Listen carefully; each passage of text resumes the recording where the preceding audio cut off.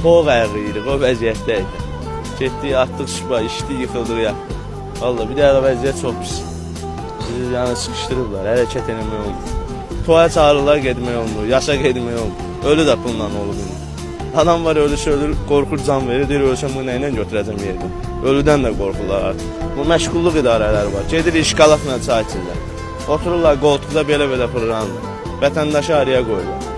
İş istəyirsən nəqədi fəhləliyə yönəldirlər. Gənc nəsil fəhləliyə geçsə, hamı fəhləlik olmaz. İşin normativləri olmalı, bir şey olmalı, zavod olmalı, sektor olmalı, peşə olmalı. Bu alver nədir ki? Elədin staj yazındır. Sabah mən 50 yaşımda kim gətirib mənə pul verəcək? Kim çörəyə pul verəcək? Hardan staj tələb eləyəcəm? Hardan tırda boyalacam? Bir gün getmişəm pensiyanı çıxarmaya, evdən bir iki şey tapşırıblar, bıraxmayıblar pensiyanı. Mən 3 gün başqa bir şeylə başımı qatmalıyam ki, fırlamalıyım. Ya da kimdənsə borc alınır.